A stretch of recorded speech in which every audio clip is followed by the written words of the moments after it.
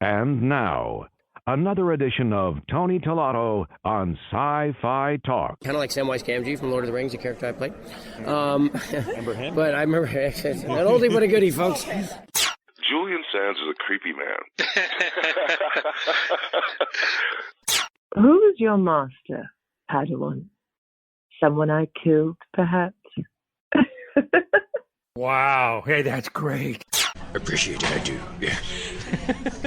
My guy, the Archangel Gabriel, is in... Wow, that was early. What is most important is that Burnham forgives herself. Because as Burnham, I carry a tremendous amount of guilt and shame. Well, my name is Alex Sahara. I played a Raven God Zales to Iron Shirt, the one-eyed Unas freaky leader, so Coca-Unash. Oman Coca-Unash. Over there, sci-fi talk. Typical sci-fi talk behavior. Special effects, and what's it like for you both to kind of act to things that aren't there? Well, sometimes you have that experience anyway with people that are there. Thanks, Grant. I'm not that bad. In part because of the hopeful nature of Jean's vision, but also because of its message of diversity and inclusion. Live long and prosper. Hi, this is Tony Tolato. Welcome to Sci-Fi Talk, and today we're talking to Ryan L. Robinson, the author of The Curse of Tecumseh and Other Stories. Welcome, Ryan. It's great to talk to you and have you on the podcast. Well, it's great to be here. I'm glad I got to meet you. Yes, in a cyber way, of course. Yes. Yeah, of course. My first question is this a fiction book, or does it actually deal with the legends themselves? It's primarily fiction. The fact that there are facts involved in the Curse of Tecumseh, I use that to kind of set the groundwork for the fiction story, the motivation, and the complications involved, you might say. But the facts about the curse are real. It's just I made up some characters and whatever to kind of explain it, and that kind of thing. Okay, so for those who don't know, and I have to confess, including myself, can you kind of tell us briefly about the Curse of Tecumseh and what exactly it is? Certainly. The idea is that a presidential a president born in a year ending in 0 will die in office in a sudden or violent death. Ooh. Yeah, it's kind of gruesome and about that, but it seems to have been a pretty consistent thing since 1840. So why did Tecumseh place this curse on us? Well, first person affected was William Henry Harrison. Oh, and yeah. If we could remember back that far, we would know that his political slogan was Tippecanoe and Tyler too. That's right. Tyler was his running mate. Tippecanoe was where Harrison defeated the Shawnee at a battle, and after that, they had to move further west. Tecumseh was the Shawnee general. Oh. Yeah, the last battle that they were going to fight, Tecumseh got his, I think it was his brother-in-law, I forget the relationship, but got him aside and said, here, take this ramrod that he took from a gun. And he says, if I fall in battle, fight your way to my side, hit me 4 times with this ramrod, and I shall rise up and we shall drive the Americans from this continent. And he was well respected and highly thought of, Tecumseh. So yeah. Unfortunately, I guess, well, fortunately or unfortunately, however you want to think about it, Tecumseh's brother-in-law died first. He could never get there. That's so right. it kind of ended. Now, there's no evidence that's actually said that Tecumseh actually put this curse on anybody or whatever. But the fact that it started with Harrison, who had beat them at Tippecanoe, and he was the first to fall, was kind of significant. And I think it just kind of stuck. It's also referred to as the Curse of Tippecanoe. I've always known it as the Curse of Tecumseh. Now, for your stories, did you kind of approach this from almost a supernatural vein for your fictional story?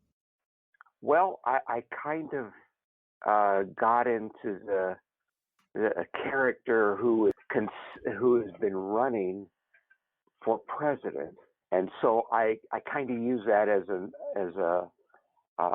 a method to explain this. And he he has to make it. He learns about this curse, and he has to make a decision. Is he going to continue to run for president, or is he going to be vice president, or is he going to, what's he going to do? I wrote it, a long time ago, so I couldn't actually get too accurate with what is happening now during this election season. But I think it's, an interesting way to explain this curse. Mm-hmm. And it's the book is other stories. So besides Tecumseh, what else did you do in the book? Well, I have put a variety of stories. When you start out as a writer, I think one of the most common things to do is to write short stories and kind of get your ideas down on paper and that kind of thing. So that's what I did. So I had stories, so I pulled some of what I thought was the better ones together, for my first book. But I do have one nonfiction story in there, which is Make Like a Green Panther. There is some science fiction, of course. I even have one detective story, kind of a modern day just detective story, even historical fiction. Oh. It's a variety, but there is science fiction in there. Mm-hmm. Well, I mean, there's the teaser for the book. It has lines like, "Can furniture be heroic?" Yeah. And how do you survive in a future nanotech dystopia? That's a good question. Yeah. And also, how do you talk to a fire lizard? And all of stories pertaining to all of those are in this book, huh? Yeah. Fire lizard is a science fiction story, and it's not that they breathe fire, but they physically look like a stick on fire. Okay. Just to have this alien thing. You mentioned, can furniture be heroic? Yes. I would consider that, there's a called Hampered, and that to me that's kind of fantasy. It's not very hard science. It's just kind of a fantasy thing, and actually it deals with a clothes hamper that is sentient. Okay. Anyway, so it's can it furniture, I guess, and can it be heroic? Can a hamper be heroic? That's a good question that hopefully the story will answer. Oh, it should, yes. Yeah. And what about the nanotech? The nanotech. Nanotech is, I got very interested in that. It has some extreme benefits and could have some extreme hazards. Yeah. And one of them is what if it goes bad? Mm-hmm. So you're in a future where maybe technology, it kind of throws us back a little. You have maybe some benefits that are left over that provide you with some good things, but maybe not everything that was promised. If you're living in a nanotech dystopia, maybe you have, like I said, some things that are abundant and other things that aren't. And how do you deal with that? The story takes place in a long stretch of the Central California valley in a little town. A lot of farming there and that kind of thing. So, how do these people live and protect themselves and that kind of thing?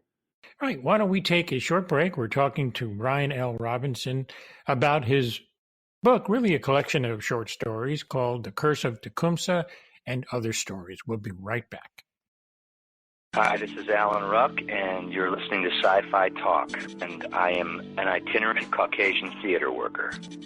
Back on Sci-Fi Talk with Ryan L. Robinson with The Curse of Tecumseh and Other Short Stories, or other stories, not short stories, but they are short stories.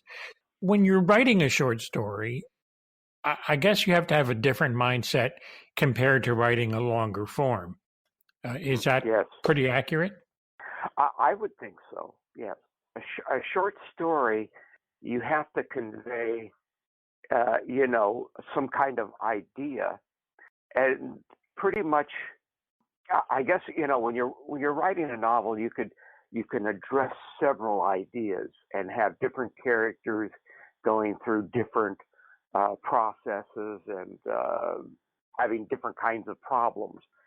With a short story, you just don't have the time, so you kind of pick an idea, figure a situation where you can explain it, hopefully entertain, and put some kind of twist at the end, to give it some punch or excitement. Mm-hmm. Now, is there a set length for a short story to be considered a short story? And it sounds like a stupid question, but I've always wondered, how do they determine a short story? I don't know off the top of my head exactly what the length is, but there's stuff called flash fiction, which is really short stories, and then there's short stories. Then it kind of gets longer and longer. Then you're into the novella, which is kind of a short novel. There are different stages and different lengths. And like I said, I don't know off the top of my head exactly what they are. But I guess theoretically, I remember, I think it was Asimov was talking about that. And I think it was him who wrote a short story within, like a couple of paragraphs or so. Right. Just a concept and what was happening. So, we're in a digital age, and one thing I ask all authors, what's it like for them? I mean, this is available on Kindle, obviously, so you can get it that way, as opposed to what, I've said this billions of times, that the tactile experience of holding the book in your hands. So what's it like for you to know that this, and if there's future books, they can literally all be in somebody's device, even in their phone, if they choose to? There's two sides of that. One, you want a lot of people to read it and enjoy it and get what you hope the benefits are of the stories and that kind of thing. And the other side is you hope you got paid for it. You have that kind of thing going on there. It's the two sides of the question. So what's kind of on the table next for you? What are you working on? I am trying to finish up a novel.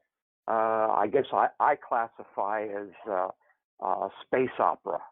Oh, cool. Yeah. Yeah. I kind of it's kind of an homage back to the golden age where things were, not so cutting edge.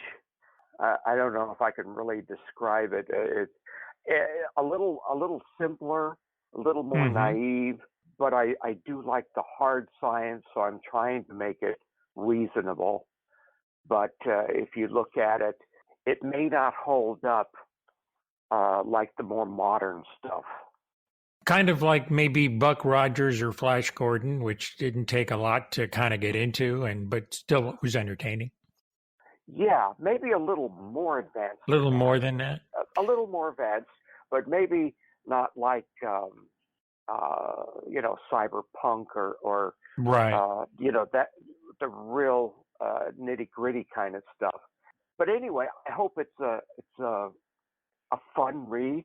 You mentioned fire lizards before. This is actually in a universe where they are a main component. Ah. So, but anyway, it's like I said. Hopefully, just a fun read. I try to write stuff that I would enjoy reading. Anyway, I have most of it written, but I have to finish it up, do editing, that kind of thing.